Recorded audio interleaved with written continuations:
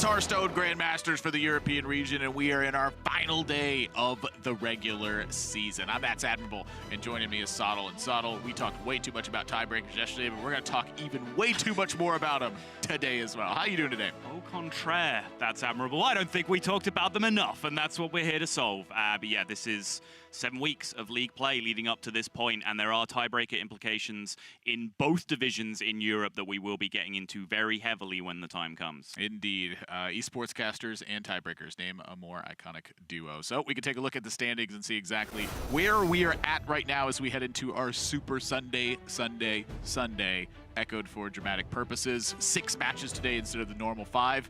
And Soddle talked to me about it because there is, again, quite a bit happening where matches are concerned today. There is, but let's start off with what we know. We know that Fino is first place in Division A, and that is very, very important for him because that means he gets essentially a bye through in the playoff stage. In the final stage, he goes through to the second round, and the other 2 players in his bracket will fight off just for the chance of reaching him essentially as the final boss. We also know that Division B, those 3 players, Orange, Psycho, and Hunter Race, are locked in. It's just the order that they are fighting for. But again, that order is very important. Orange and Hunter Race both have the opportunity to finish top of that group. And there's one other thing I know is that looking at Viper and Kalento's record here, that's a very important match today. It is. We have quite a few very important matches today, but that is chief amongst them. Swidz versus Pavel we will come back to, but that is important in its own way. Viper versus Kalento, that is a direct win and in for those 2 players. Tiebreakers will not come into it. The winner of that match will take a qualification spot. Psycho versus Orange, almost the direct corollary in Division B. Orange needs to win that if he wants any hope of finishing first in the group, as does Psycho. Casey versus Hunter Ace, similar scenario. If Hunter Ace wins that match, he is locked in first position in Division B. Now, there is a world where if the results go right, we get a 3-way tie for first place in Division B between Hunter Ace, Psycho, and Orange. If that happens, the most important match of the day then becomes our first match between Swidz and Pavel. And we will go deep into it if and when the time comes. But for now, I will just say, if you are an Orange fan, you are rooting for Pavel to win that match. If you are a Hunter Ace fan, you are rooting for Swidz. Wow, that would be a lot easier than I thought it would. Oh, there's a lot more. You figured out a good way to say it. Yeah, okay. I'm proud of you for that one. Good job. So, Viper versus Kalento, since that is the match that I think we're so heavily focused in on. Yes. Their whole season now boils down to a Cyclone Mage mirror match, which if you take a look at the 2 of the decks that they have side by side next to each other, Kalento has a game plan in games 2 and 3 for that matchup where Viper does not. And that is a big, big difference for sure. You know, Cyclone Mage mirrors are inherently quite swingy. They're quite clearly defined in the terms of, you know, you want to develop board early, you want to push pressure, and you want to force freezes. Because much like an old-fashioned freeze mage mirror would kind of have these turn-by-turn breakpoints, where if you can pop someone's ice block, then you can essentially gain a turn over your opponent. This is the same kind of function, but with freeze effects. If you can force a freeze out for your opponent, then you are essentially a turn ahead if you still have all of your freezes available, and that goes back and forth until one player exhausts. But because Kalento has the ability to bring in 2 snap freezes, an additional blizzard into his deck, and then Questing Adventurer as well as an additional threat that can force those freezes earlier, that's why I would put him in a favorable position. Indeed. You heard it from both of their sides, where Kalento said he thought the deck was fine versus Rogue and didn't see a reason to bring in a secondary or tertiary deck for only 2 cards to supplement the Rogue matchup. And for Viper, it was a bit of the opposite, where the way he anticipated the matches breaking down, it was very likely that he would be facing Rogue, and as a result, dedicated cards to that. And so now we've come full circle where at the end of the season, at the end of the day, it comes down to the secondary and tertiary decks making that big difference. The stat that we have been touting is the difference when a player from game 1 to game 2 has been able to bring in a strategy from one of their side decks and the other player has not. And that has increased the win rate overall by about 16 total points when it breaks down. Now, that being said, game 1 is much closer than what that statistic normally pulls from. This game 1 is closer to about a 50% on each side. The initial point came from where the first player was 38% in the matchup, and then they brought in a deck to increase it to 54%. in games 2 and 3. So I think for Kalento here, having a side deck in a matchup that's already quite even is a massive advantage for him going It into is, that match. yeah. And important to just caveat that is data purely from our week 6 of matches, so it is quite a small sample size. I'll be interested after the season is over just to get a more in-depth, overall holistic view of everything that's gone on and get a bigger sample size. But it's such a big number, right? Like 16%, that it starts to eclipse the small sample size in terms of like becoming relevant in your brain. So we like to see secondary and tertiary decks being impactful because that's kind of the unique IP of this format that we're playing, right? If that wasn't the case, then the format itself would kind of fall apart. But because that's the big talking point, because that's the big deck building, the big preparation, you have to make decisions like, do I want a side deck for Rogue or do I want a deck for Mage? In this case, Kalento's decision, when it comes down to a very crucial winning in game at the end, has put him in a favorable position. Indeed, and as we discussed as a sub-theme of the week, correlation definitely equals causation, as scientists have been saying. Please stop. There's at least one person out there that will take you seriously, and that upsets me. Hey, they've been saying it for years. It's not my fault. Okay. I'm just, don't shoot the messenger here, all right? And don't shoot me for this one either. We're going to go to a quick break. When we come back, though, we're jumping into our first match of the day. The implications of Swidz versus Pavel may come to fruition later on. Sod will have more information about that if and when that time comes. So stay tuned. Our first match of Hearthstone European Grandmasters is coming up.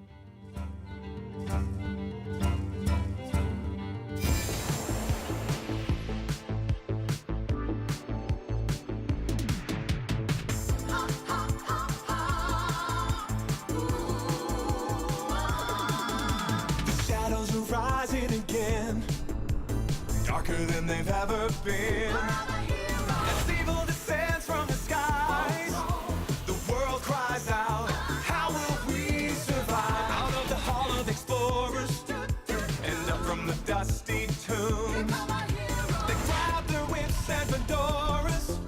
These legends of the past know exactly what to do. There might be magic monsters, mummies in the market, mysticism. There should be scorching deserts, adventure and monster of narcissism. High stakes think annihilation, obliteration of civilization. Now is the time to be brave. Evil's come to enslave, but this league's gonna save. Oh,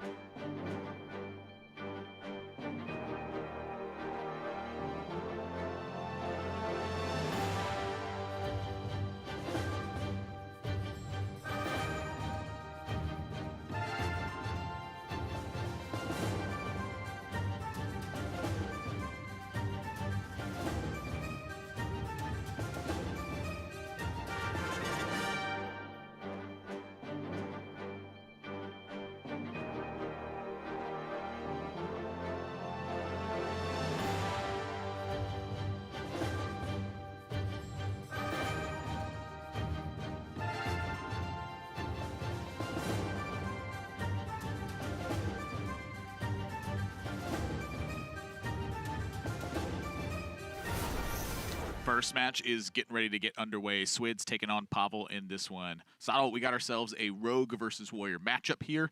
And I'm always excited about this because, A, Swidz has brought a Rogue deck that's very different than everyone else, the last couple weeks now. And I just love Bomb Warrior. I know you do, Admirable. It's interesting, though, because Swidz has started off with a very aggressive version of the deck, but then his tertiary deck that he'll end up potentially playing is going with the Togwaggle Scheme route, which we talked about, being the less aggressive option yesterday, I believe, over, this kind of magnetic package that people have been bringing into it. So it's interesting to see those two things coming together. But we talked about this yesterday, how he most likely wanted to put together this super greedy anti-warrior version of the deck. And in order to do that, he had to carry one card over into his primary deck in order to make that happen, which ended up being that former champ that you see down at the bottom of his first column of cards. Kind of an interesting card. There's a couple ways that I looked at it, which is number one, I do feel like this was targeted more at Control Warrior than it was at Bomb Warrior in particular. Former Champ, I think, is a card that turns your Shadow Steps into 5/5s, which is something that you very much would like to do. Yesterday we saw players turning them into lackeys and being pretty happy with that overall. But with Former Champ, it has like that weird added benefit of if your opponent has Super Collider, there's a weird 1/1 in the way that they need to take care of first, and then number two is just 3 mana 5/5s after Shadow Steps. Sounds like a decent deal. Yep, for Pavel's part, he is just running good old Bomb Warrior, and that just looks very much like Bomb Warrior to me. Doesn't look like he's going to be departing too far from it, from the primary list for this series. Admirable, you are the connoisseur. Have any thoughts? Just as with wine, this deck gets better with age. No Augmented Elec, big fan of that. I think that the 3/4 in this matchup in particular also offers this weird downside where like Eviscerate has better targets. And 2 Acolyte of Pain I think is very key for Pavel in the matchup as well, where I feel like when I play against a Rogue and I have Acolyte of Pain, it just sucks cards out of their hand and gives them to me, where they're like, I really need to kill that Acolyte of Pain or it's going to kill 3 lackeys and draw 3 cards. And that's a good feeling. Sure is. There's nothing I like more than seeing Backstab SI on my Acolyte of Pain. Well, there's nothing I like seeing more than matches with huge implications. And as I mentioned earlier, in the world where the 3 players in Division B all tie on match record, this is the most important match for the tiebreakers. One more time, if you are an Orange fan, you are Team Pavel. Orange equals Pavel. If you are a Hunter Ace fan, you are Team Swidz. And Swidz equals Hunter Ace. That's not confusing at all. Well, now it's like our practice, where when we play the decks, that's right. Yeah. we're referring to each other as whoever their respective deck is. Like you and I played, what was it, Dawn versus Blitzchung? Sounds right. Yeah. Or was that me and Darok? I think it was Darok actually, because Darok was beating me real bad in that matchup. I didn't know how to win. A couple of 1-drops for Pavel.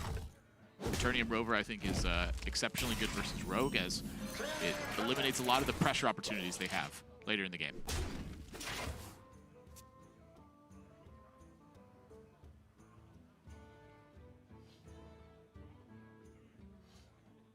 Two of them down in quick succession for Pavel means that Swidz really is stifled on development here. He doesn't have any way to combo his Miscreant anyway. Even if he did, it's just getting farmed on board by these 2 Eternium Rovers, which means Swidz is going to have to play a little bit from behind, which is definitely not what he wants to be doing, at least with his primary deck, which is built incredibly aggressively. His tertiary that he will most likely switch to definitely has a bit more game to go long against this with the schemes and the Geppetto, but this, if he's going to win this first game, he wants to be curving out, he wants to be ahead, he wants to be aggressive, he wants to be pushing damage. And one card has shut down all of that. Yeah, and if I have seen Pavel play the way that I expect Pavel to play this week, this is a coin 4/5 turn. It is a bit difficult because you have Dr. Boom in hand already, and so I think that the Omega Devastator is definitely one of your endgame payoffs, and coining a Dr. Boom can help you close that trough. But I think getting aggressive is an opportunity to put Swidz on the back foot, and Rogue does not play well on the back foot. They play good when they get slightly ahead and then have a tempo tool. Yeah. No, I like it. Swidz has had a slow hand here, so if he's just going to develop a 4-drop here or a Miscreant kind of turn, if it's the first turn he's been able to combo it, then you have a curve follow-up with the Militia Commander anyway. The one thing this turns off is a Dynomatic interaction with Spirit of the Shark, but Pavel does not currently have Dynomatic in hand, so he would only be a top-deck Dynomatic here that would prevent him from making that play. Yeah, it's like the representation of it would be the fear for Switz. Yeah. So he loses that benefit. Yep. But you know what benefit you do gain? Damahe. Yeah. And Damahe, Spanish for damage, for a fact. So I got one right yesterday. I think that one is entirely made up. And not even by me. It's IFC Yipes. I don't know if it's real or not. He does speak Spanish. It might be. I'm not sure. But Damahe plus Damahe plus Damahe typically equals lethal. Yeah. And so the Spirit of the Shark has to yield a big payoff here. Swidz is, you know, again, looking at that Acolyte of Pain and knowing that anything he does is going to yield Pavel some cards.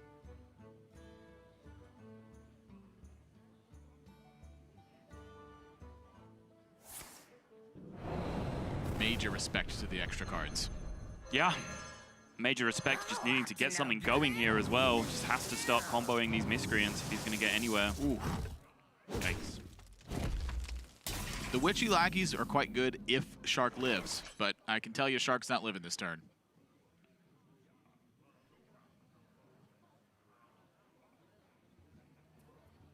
Pavel just got to figure out how he wants to go about this. I mean, your opponent just sapped your Acolyte. I'm pretty interested in that, but I'm also pretty interested in just making sure that Shadow Step stuff can't happen. Right. However, if your opponent's Shadow Stepping their Evil Miscreant, it means they're not Shadow Stepping a former champ later on. That's fair. Kind of looking at how this like Acolyte Warpath thing lines up over the long term as well, whether that's ever a realistic line that Pavel wants to go down. Warpath likely to be incredibly good for several turns moving forward when he has Acolyte of Pain back in hand and 2 Eternium Rovers just continuing to live on the board. Yeah. Part of the issue, I think, with the Militia Commander here is that that is one of your tools you're going to use to make sure you get to turn 7 pretty safely.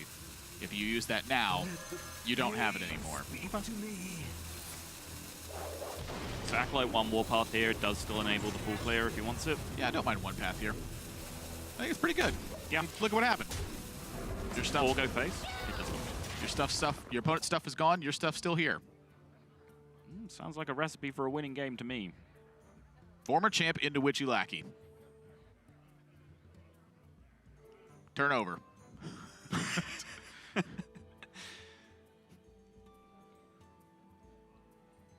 I don't blame him for thinking about this one. He is way further behind than you anticipate in the matchup typically. Yep.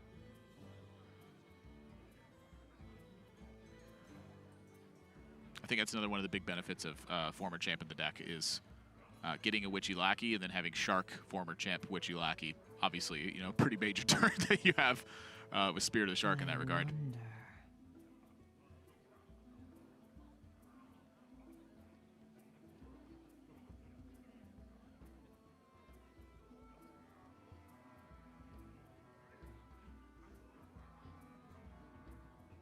Cooking up something with the Waggle Pick. The Waggle Pick does help him fight on future turns, which definitely is a concern. Interesting. So, Swidz is saying that if I have a good turn now, it's not good enough, my opponent has stuff in play. I need to have a reasonable turn now, and then a great turn later, so that I can pressure Pavel right on turn 7 when he wants to play Dr. Boom. I think that makes sense. It's kind of quiet there, just trying to path it out, and yeah, like, the former champ Witchy Lackey turn, like you get on average like a couple of 5/5s on the board, which are essentially already checked by the minions that are in play at best. And there's a very good chance that Pavel can just blow past that and keep pushing damage. So I think Swidz here is smart just to invest in a stronger turn 2 turns down the line. This is a very strong turn as well. I mean, he even has the option for Kobold, use the Waggle Pick, return it, Kobold again, and then the former champ Witchy Lackey if he wants it. So that pressures a ton versus the Dr. Boom turn, which Pavel is safe to take, I think, still anyway. I am curious about killing the Clockwork Goblin over perhaps the pair of 1/2s. I suppose at this point, damage, like your life totals just has to be on your mind. Yeah, I think that makes sense to me. Float like a butterfly. Summon a 5/5 hot shot.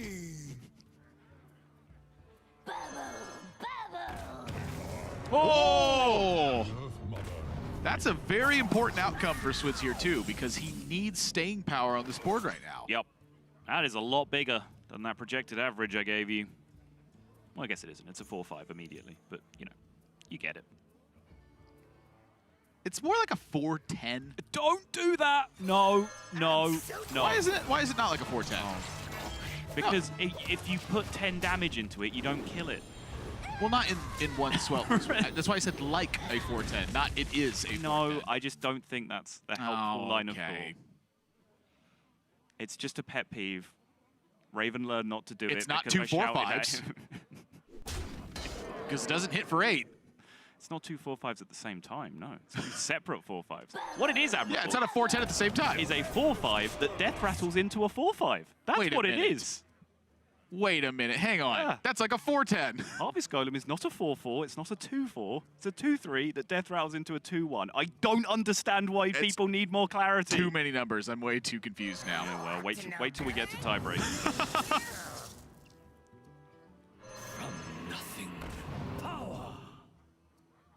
Yeah, that saying for the lackey there is quite accurate to what has happened with Swidz in these last 2 turns. Yep. And honestly, it was turn 6, I think that was the key. It was recognizing that he needed to play for removal, that the waggle pick gave him an opportunity to tempo on the following turn as well. Yep. And that was the 2-turn setup that was necessary to make this a winnable game. Completely agree.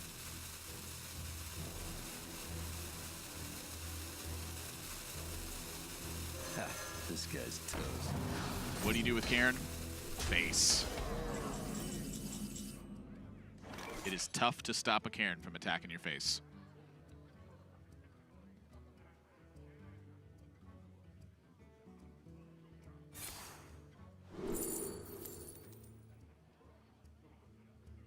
Liking the replicating menace here. Yep, a lot of removal with everything having rush. Fight, fight, fight, fight. Also just pretty nice breakpoints in terms of the damage allocation versus what he's staring down. That 4-7 is the first problem that needs to be overcome, though.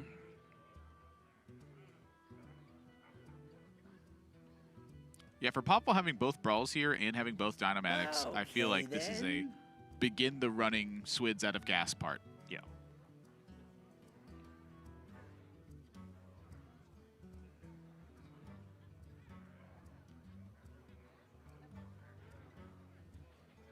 Oh, I love that fuse thing. This would be a good time for a master plan. I was just about to mention this on cashing in the armor instead, because you know that you're going to be in back-to-back turns of big removal cards. I'm not certain this is superior, but something about it is quite appealing. Yeah.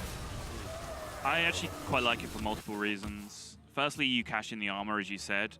Secondly, you, in the world where the 4-5 then survives, you are more able to push through it with Militia Commander, with the Replicating Menace and the way that the rush works, whereas if you left it at 4-7 and it wins the game, suddenly wins the game and it wins the brawl, then suddenly you're struggling to deal with it on the next turn when Switz redevelops. No one ever takes Daring Escape. We saw it yesterday. It's the one I always want to see. I just look at all my lackeys and I'm like, we can do that again? Alright, Priestess Jeklik on the 3-4, my personal favorite card from that set that I vastly overrated. Yes. I remember both of those things. One day.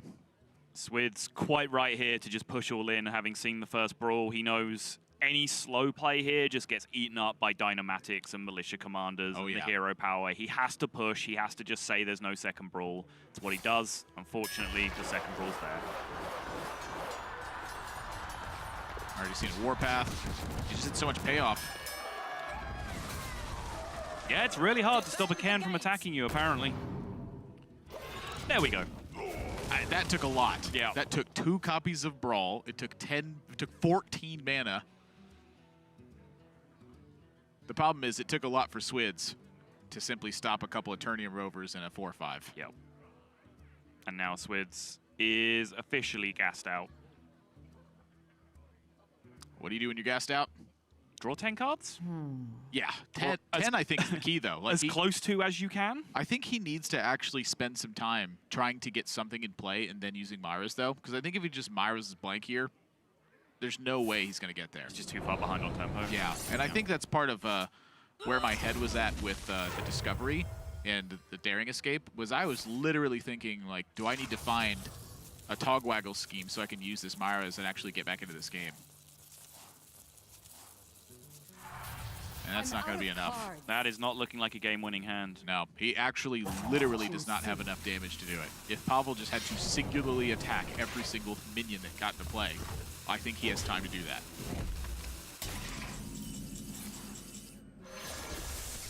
Well, Snip Snap's kind of like a can, and we've already established that it's very hard to stop Can from attacking you. Look, Myra's Unstable Element is a singular card, just puts you into fatigue immediately. Oh god, the memes, they're evolving. Yeah, Pavel's got it locked. Yeah, safeguard. Pretty easy pick. The equation is simplified very heavily when your opponent casts Myras. They have X number of turns to kill you. Anything that slows that down is good for you in that situation.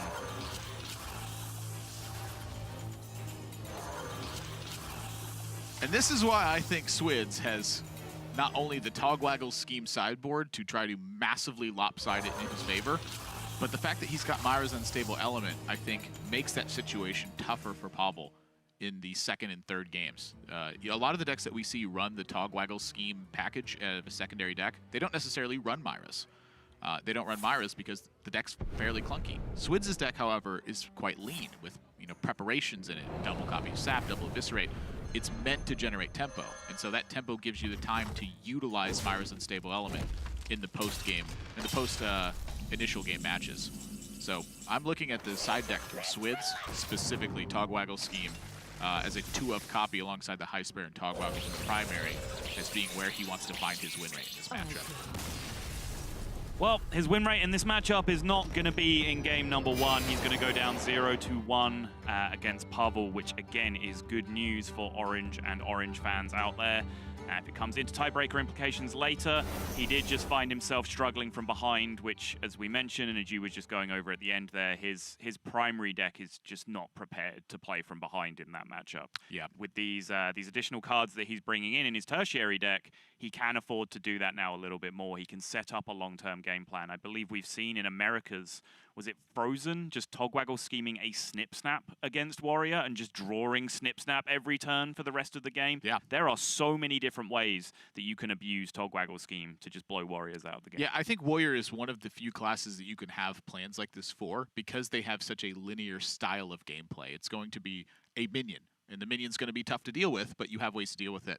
And that's something that I look at for Swidz's deck, and why I think the Togwaggle scheme plan works better in his is because he has the additional removal. Now, some of that's coming out. I mean, we're looking at 2 copies of Sap are coming out of the deck. We're looking at the Myras coming out of the deck in this situation. But the 2 copies of Eviscerate and those Waggle picks, the way that they fought for board in game 1, he just didn't have a way to win the game afterwards without something spectacular happening. That's exactly what Togwaggle scheme and Togwaggle provides. Yeah, it very much is. And again, it just slows the deck down to a certain point where he can afford to play from behind and then come back into the game a little bit later on. Really looking forward to that one because it's one of my favorite things to watch is the train of High Spare and Togwaggles that can ensue afterwards. Quick break, and when we come back, game 2 of this series is coming up. It doesn't look like for me that Pavel has many surprises. Stay tuned.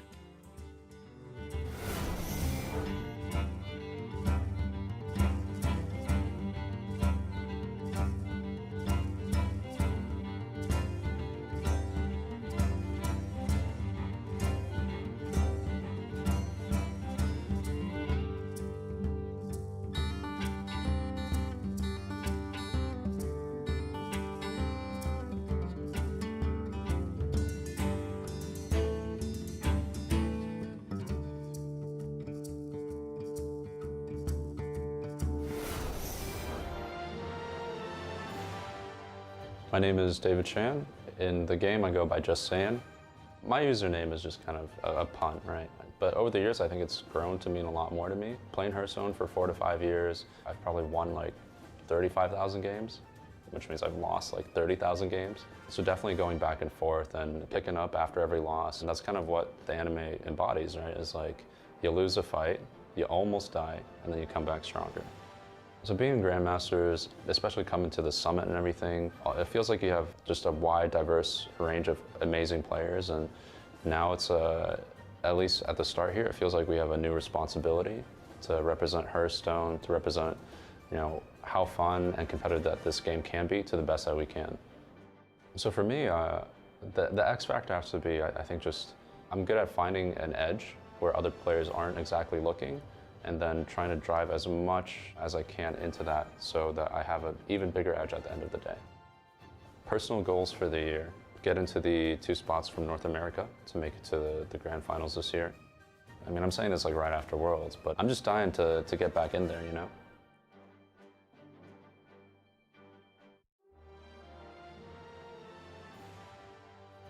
My name is Lucas Guerra Romano.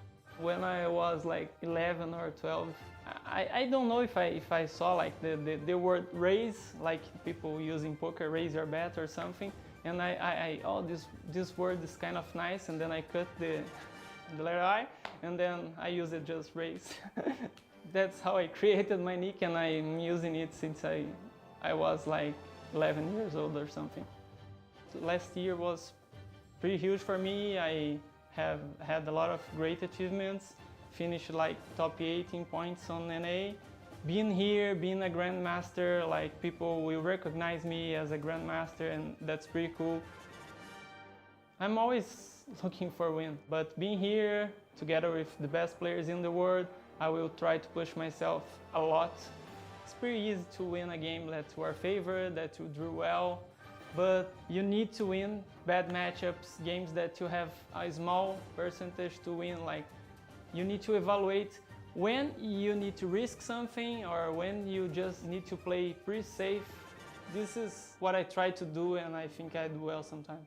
I'm here to win. I will try my best for it. Just saw a piece about Race there, and the first player that we saw during that piece just saying he'll be playing against Now Guidan in our 4th match of Americas today, so make sure you catch that one after the European broadcast, which may take a little bit longer. We got 6 matches today here, Soddle, and I'm looking at this side deck from Swidz, his tertiary deck with the 2 Togwaggle schemes, and I am excited about what's possible. I'm so sad you missed that little clap from Admirable. That made my day. Once the camera's back on, I demand you repeat it. Swidz, yeah, so I talked about this yesterday just in terms of theory, and now we kind of see it in reality. You see that former champ there in the key cards? That is actually in his primary deck. I think the theory being that he wanted to build a very, very resilient long-term game plan against Warrior, and in order to fit in all the cards that he wanted to, he had to carry one of those cards over into his primary deck and potentially weaken some of his other matchups. The card that he chose to do that with was the former champ, which we have seen does have some synergy with Shadow Step already in the deck, and also some synergy with the Evolve Lackey that we saw come into play in this game. Would you like it? You're weird today. Witchy Woman, the song? You've never heard this? I don't recognize it from whatever you just did. Well, the song literally does the woo-woo witchy woman. Okay. Instead of witchy lackey. Who's it by? That's a good question. Okay. It's some band that was between the 70s and 80s, and they all sound alike. Wow. The Eagles. There we go. Thank you, production. The fact that that's the Eagles is what always gets me, is because every time I hear a song and I remember it and I don't know who it's by, it's always the Eagles. All right, I'll hold you to that. Pavel finds his 1-drops. Yet again, Town Crier, just so much security for the early turns. You get your early board presence just to start holding back any ridiculous aggro that comes against you, and then you secure yourself Militia Commanders to come down and take care of the mid-game. The Militia Commander interaction against Evil Miscreant specifically is a very strong interaction in this matchup for the Warrior side. Coin over to Swidz in this one, though. Massive difference for his deck and how he wants to go about it. But as you said, the pair of 1s for Pavel. Into the 3, into the 4, into the 5. Yeah, and it's worked out perfectly for him. There's been a lot of debate recently about, or not recently, but a couple of weeks ago, it was a hot topic of debate about the number of Town Criers versus the number of Rush minions in the deck. Yeah. You can see here for Pavel, whether right or wrong mathematically, the 2 Town Criers have worked out perfectly. He drew 1 Rush minion naturally. He played his 2 Town Criers.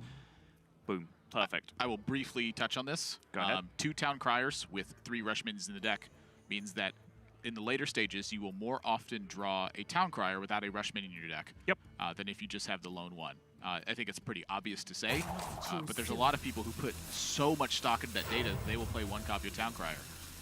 My perspective on it is that the 1s are so important. You just want to have them.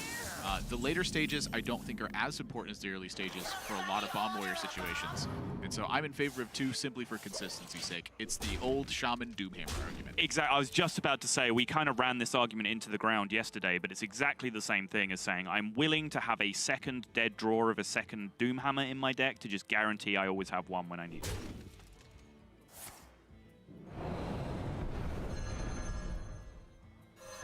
This guy's toast. Indeed it is. I just thought about Clockwork Goblin and how it's giving you something you didn't order, and then it just shrieks on its passing. And I just can't help but picture that Simpsons robot that says, "Why was I programmed to feel pain?" It's because nobody ordered these bombs. That's why, dude. Yeah, less Eagles references, more Simpsons references. I didn't know it was unintentional Eagles references.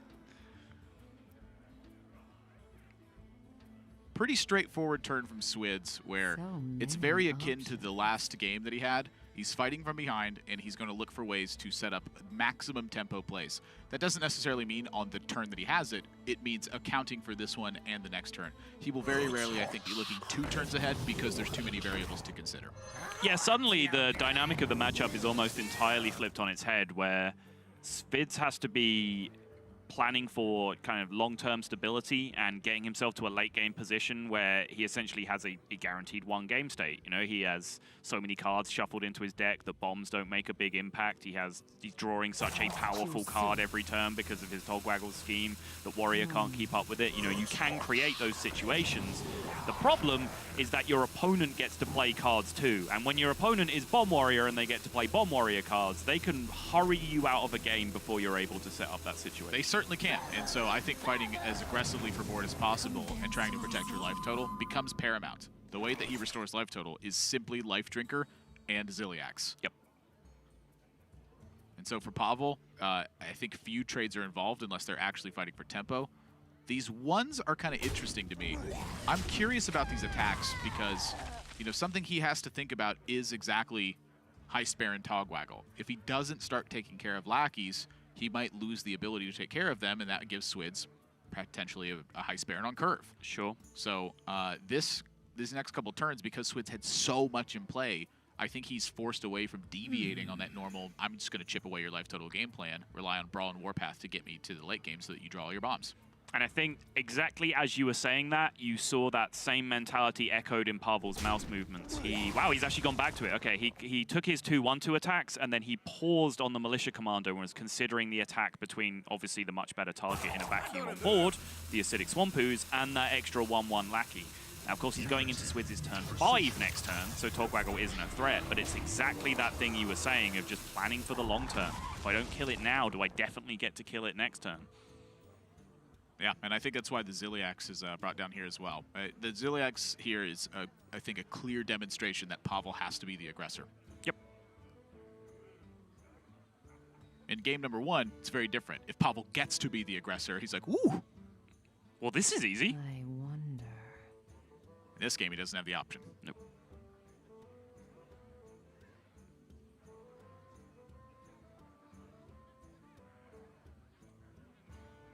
Yeah, this turn definitely quite warranting of the slowdown. Honestly, the Witchwood Piper is pretty interesting because I think it represents a fairly strong pickup on the Waggle pick. And for Swidz, recognizing that he's far enough ahead that perhaps he can start to get aggressive a bit himself, takes away potentially some of that aggressive potential on Pavel's side. Right. Honestly, the Acidic Swampoos isn't the worst pickup in the world either, considering that Wrench Caliber is going to be one of the primary ways that Pavel is able to pressure Swidz into a position where he can't get the full greedy strategy of his deck going. Yeah, and to me, that means that, you know, Pavel would love to have a double Shield Slam turn here, but he's not really having too much development around it. So many choices. I think it might still be superior, though. Something I'm looking at is exactly Clockwork Goblin to Blastmaster Boom being his aggressive push, and that would, you know, be like an armor-up Shield Slams kind of turn, but then you leave a minion in play. It's a weird situation. This is not good for him. Right. If he doesn't play the Clockwork Goblin here, I believe there's only 1 bomb in the deck for his Blastmaster Boom, so he will just be playing the completely unplayable 7-mana 7/7 plus 2 boom bots on turn 7. I mean, if they had Tawny, it'd be playable. Unforgivably bad. Give me a 7-mana 6/6 any day. I mean, every time they play a spell, I get a 3/5. It's amazing how dumb the Hearthstone community is sometimes. To which, like, inclusive. Like, even, you know, the people at the top of the scene just consistently get things wrong. They get a lot of things right as well, but you'd figure that people's hit rate on which cards are going to be fantastic just from looking at them would be higher than it is. It's hard. You just got to play with the cards. Agreed. It is very hard. Look, if you'd have told me former champ would have showed up in a rogue deck, I'd have laughed at you.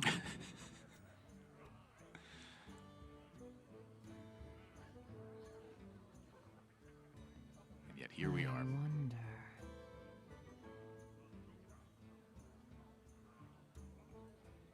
It's kind of like how you at Worlds was saying that Bomb Warrior was just a terrible deck and you couldn't believe that anyone was playing it. Yep. I'm sorry I had to call you out on that one. Yep. And it was. You could tell I debated it for quite a while. And it was. Yeah. Just wasn't built right. It wasn't built right, and it's also just a different metagame, different format. Yep. I think Control Warrior becomes a lot more viable when your opponent can't just bring 5 cards into their deck. Like, imagine you're playing Control Warrior and Swidz brings in Geppetto Joybuzz, former champ, Togwaggle Scheme. Like, what is your win condition at that point? Right.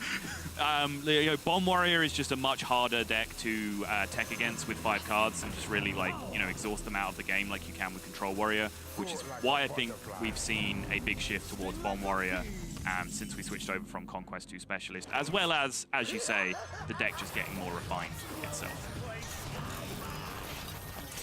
Yep, 4 boom bots here because Clockwork Goblin was played last turn. It's just about playable with 4. That seems about right. Seems very good here.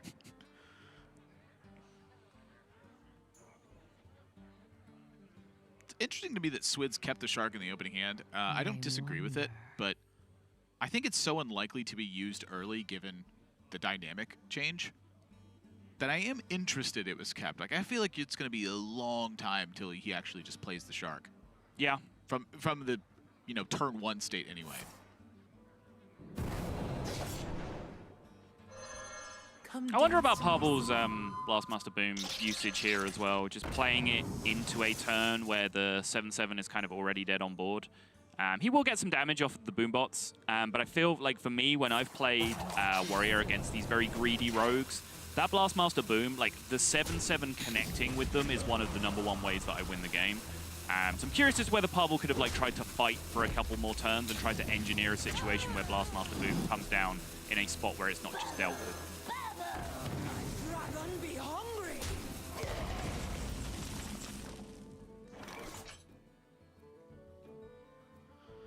Well, I think Pavel's got about one option here.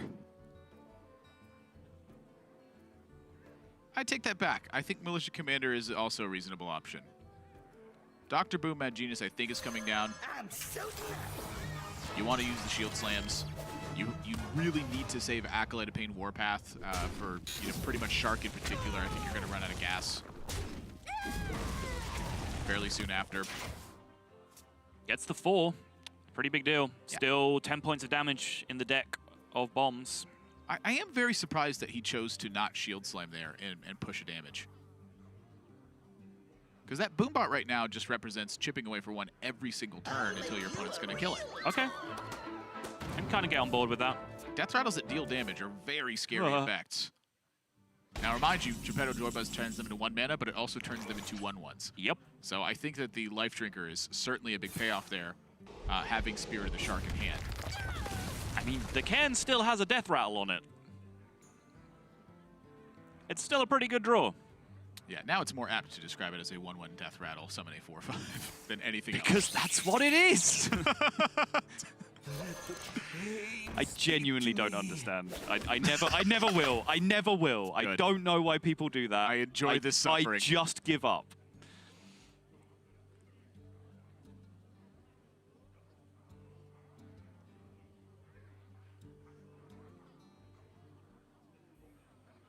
Swidz has failed to draw Togwaggle. He's failed to draw Togwaggle's Scheme.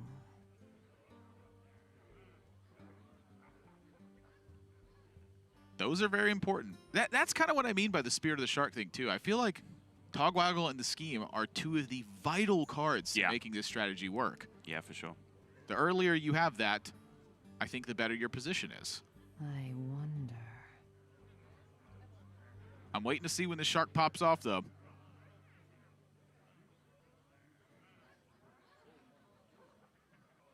Novice Engineer usage also becomes quite tricky with this deck in certain spots once you bring in the Togwaggle Scheme. It's similar to the kind of Luna's Pocket Galaxy Arcane Intellect in Cyclone Mage. Sorry, completely forgot how to speak English there for a second.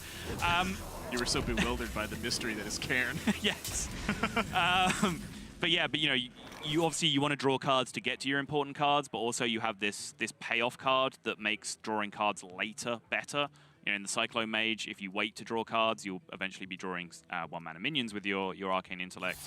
If in this deck you wait with like Shark Novice Engineer until after you shuffle the Togwaggle Scheme, then you'll be consistently drawing that high impact card that you shuffled in.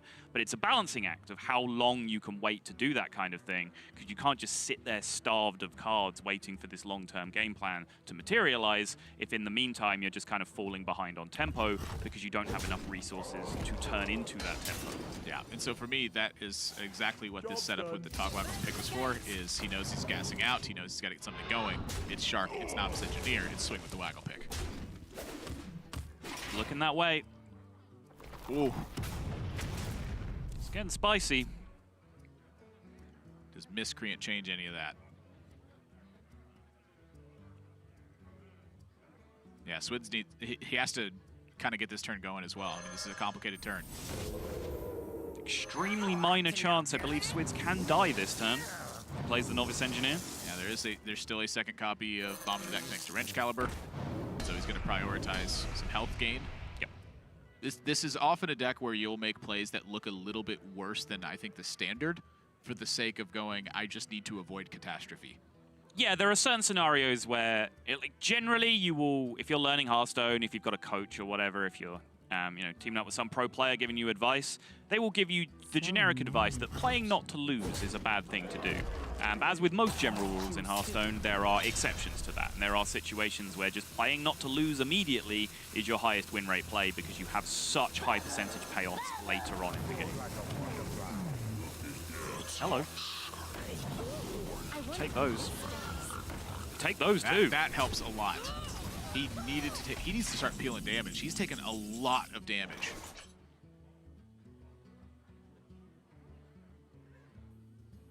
And I don't know if he got the most out of that turn. What do you want to do differently? I don't know. My instinct tells me that I wanted to not play the first life trigger that he played. Then. My instinct had told me that I wanted to draw cards on this turn to find the stuff that I need. I feel like I would have played this game much differently than Swidz had. Now that being said, I don't have a ton of experience with Togwaggle Scheme out of the side deck. Most of my Togwaggle Scheme games come from me discovering the card, and having to play from there. And so when you're playing a defensive dynamic, that tells me that you want to aggressively mulligan for the key cards, then spend everything you can to set up those key cards. Right now, Swidz is spending everything he can to find those key cards. Okay, here's the entrance exam as to whether you're allowed to talk about Togwaggle Scheme strategies. Have you ever killed someone with 7-0 mana Leroys? Well, I've just never had the opportunity. It's usually like the first 4 is good enough. Then your opinion is invalid.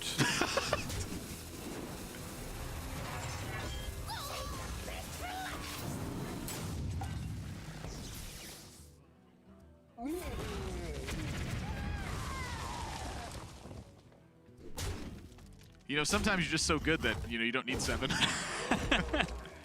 Perfect 10 marker for the bombs remaining in Swidz deck. Why use 7 Leroy when 1 Leroy do trick? Oh! Okay. I mean, Ziliax is the last mechanism of restoring life in Swidz deck. Yep. He is more likely to draw a bomb than he is to draw Ziliax. Yes. You tell me who's favored now. Pavel. Yeah, by a lot. When you're looking at academic espionage as the take.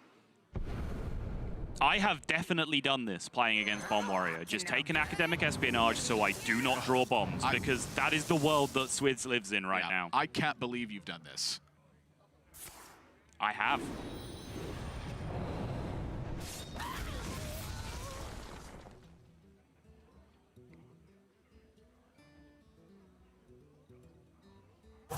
Choose soon.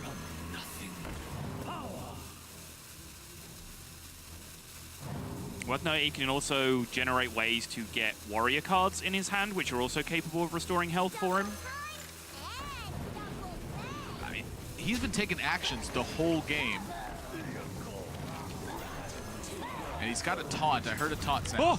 Oh, that was Celiax! Give me back! That was Celiax! Oh, Rotten Apple Bomb. Okay. That helps. Yeah, that was obscured by the card text. Didn't notice it until the turn cleared away. Swidz was taking actions the entire turn, and Yes. it ended up roping out. Yep. Okay, But no, we kind of glossed over the turn, but Pavel had a somewhat viable brawl on the previous turn and chose to just go with the Omega Devastator line instead, which I was very much in favor of, preserving that brawl for a much more emergency situation like he is faced with there. But that Death Rattle on the Rotten Apple Bomb could be enormous, especially if it just sticks around as the second biggest minion on the board, winning the brawl.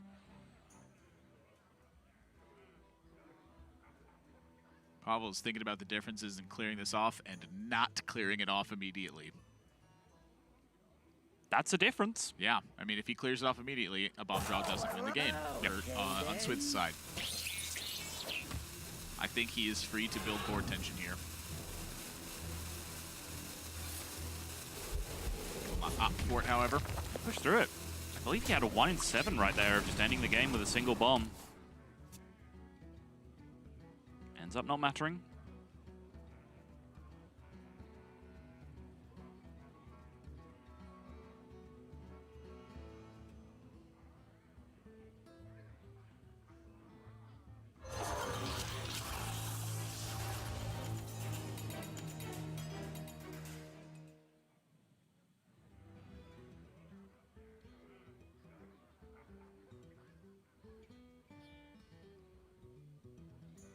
I think you attached this one. I think so too. You've seen Shield Slam, you've seen Omega Devastator. I think big minions are somewhere in your interest right now. Switz disagrees though. He goes 3 separate. No, one separate. Huh. I assumed he was going to use the SI7 agent this turn as well, but he has something in mind Choose soon. about Pavel's swing turn, I guess, then? I'm just curious, because this ends up dealing him a point of damage, and that lackey represents the last lackey available for High Spare and Togwaggle. That's a huge point. So he now has to find a lackey card, plus High Spare and Togwaggle, plus Togwaggle scheme, plus ways to defend himself. Yep. And with the 1 left on the board, plus the 3 from the Zap, he's back in that danger zone again.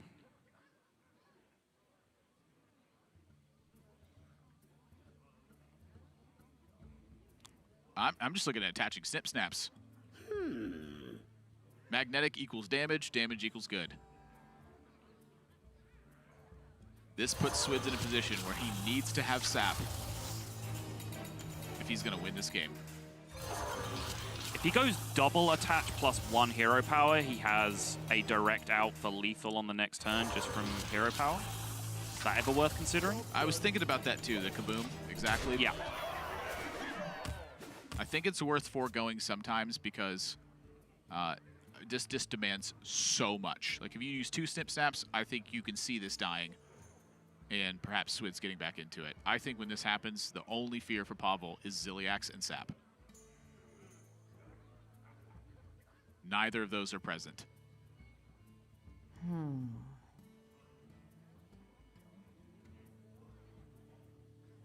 So Swidz went to counting up damage. Not a bad place to start. 4, 6, 7 on the board. 9 from the SI7, 13 from the Cold Blood, 17 from the Abyss. And we are very rapidly running out of mana at that point. And I think he's done.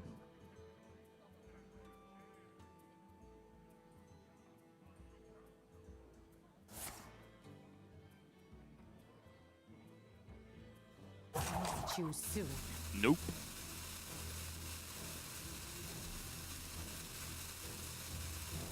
see anything getting him out of this. Nope, just straight up pressured out. I get it. Never finds the key cards to make it happen, and Pavel 2-0 with just straight up aggressive play. And that is so much of what Bomb Warrior is the opposite to be thought of in its initial inception. It was very much like a weird long-term controlled deck where your battle cries eventually provided you the win condition. Instead, eventually your battle cries provide you the inevitability. Your win condition is the pressure into tempo removal spells. It's like just a standard mid-range aggro deck. Yep, and going to reiterate one more time, while that wasn't a hugely impactful matchup for the standing of those two players, they were, of course, fighting for $500 extra prize money and just scrapping for those last few points for their final standings and just for pride of competition. It was a massively impactful game in a world where we get a three-way tie at the top of Division B, which is possible. And in that case, Orange just got some very good news. Indeed, and we have some very good news. Pavel is ready for an interview. Pavel, can you hear us? Yes, I can hear you. Hey, congratulations on your win here today. Pretty decisive 2-0 in the matchup. Talk to me about Grandmasters overall. Your experience, your takeaways, your favorite memories, anything about it. Well, one thing I can say about Grandmaster is that I definitely didn't expect to perform that poorly. I wouldn't say that I expected to be in the first place, but I definitely didn't expect to be in the last place at the end of the season. What do you think? What do you think? I'm sorry. Continue. Yeah, that's just the main thing. And yeah, what's the next question? What does the fact that you've performed, below your own expectations this season, does it motivate you to push even harder for next season and potentially find yourself a playoff spot? Yeah, good thing here's no relegation for the first season. So, and in the second season there is relegation. So, and as soon as new expansion comes out, I'm definitely gonna try hard, and I also plan to go to Seoul. So definitely gonna prepare a lot more for the second season, and I expect to do better in the upcoming season. What would you say the biggest challenge you've faced here in Grandmasters is? I would say it's quite hard to prepare decks, to prepare lineups, because most of people who are prepared in before don't play the game competitively anymore. So having to find new preparation group is the hardest part, I would say. So I'm pretty sure you won't have looked at it, but do you know the tiebreaker implications of the game you played for the top of the group? Well, usually I'm not interested in tiebreakers, shenanigans, and even if it's matter for me, usually I just try to focus on things that I can control, just try to win and don't think about tiebreaker shenanigans. But I actually know that my win is impactful for Psycho, because he messaged me that if he and Hunter Race both wins today's match, then he needs me to win and he needs Jarl to win to get a first spot. That's what I know. Okay. Well, also, if Orange ends up finishing first, he owes you a drink at the next event that you're both at. So make sure you collect that next time you see him if he finishes first place. Mm-hmm. Sure. I don't drink, but I guess I can take something an orange else. juice, a Coke, whatever. Yeah, orange juice. Yeah. Orange juice. Yeah, just makes sense to me. Pavel, is there anything else you'd like to say? This is your last interview until we get to Season 2, so this is your time and your platform to say what you'd like. Yeah, thanks everyone who supports me. Thanks Psycho for helping to prepare and analyzing my matches. And yeah, I'm sure I'm gonna do better in the second season. And that's it. All right. Well, Pavel, thank you very much for your time. It's been a pleasure to watch you play this season, and I look forward to Season 2 and what you can bring.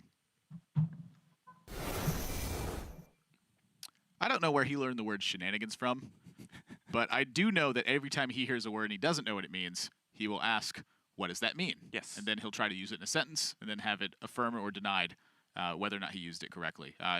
When he first showed up at the World Championships in 2016, he spoke very little English.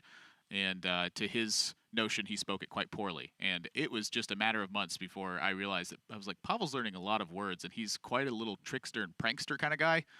And I think that was like one of the sole intentions of him learning English was to like prank people a little bit better. And that's one of the things I've always loved about Pavel is just his playful personality and how no matter what's at stake, he can always find a way to just take a moment and enjoy his time. You know, I think you might be onto something, because when he was at Worlds, he had Dr. Hippie to meme with, who he was shared a common language with. But then obviously Dr. Hippie stopped playing Hearthstone, wasn't there anymore. They're probably not in contact as much. So in order to meme on the new people that he likes to bully, like Mr. Yagut, the shared language that they had to be English. So he had to learn lots of words to wind up Mr. Yagut with. That sounds super accurate. Let's take a look at the standings and see how things are shaping up. As Sottle had mentioned, if you're an Orange fan, that Pavel win could have some implications for you later on. But for Pavel right now, it's about padding that score total. He reaches himself a 4-10 to tie Tyson's standings at the bottom point of it. So you're not down there by yourself, Pavel. It can happen to the best of them. And yeah. That's two of the best it's happened to. Right, and I think just for casual onlookers, you look at the bottom of both groups, Tice on one side, Pavel on the other, that would be two very surprising names for just casual onlookers who, you know, wouldn't be as familiar with names like Ball Control, Yala, Swidz in this group. You know, they really just are aware of the bigger names. Pavel, of course, a world champion. Tice, just one of the biggest streamers and most storied competitive players that we have in Hearthstone. So to see them at the bottom is probably surprising to most, but honestly what it just goes to show is that some of these players that some of you may not have heard of are the new blood in Hearthstone. They are playing at an incredible caliber, and some of these players who had their successes a year or two or more ago have to step up to compete with them. Indeed.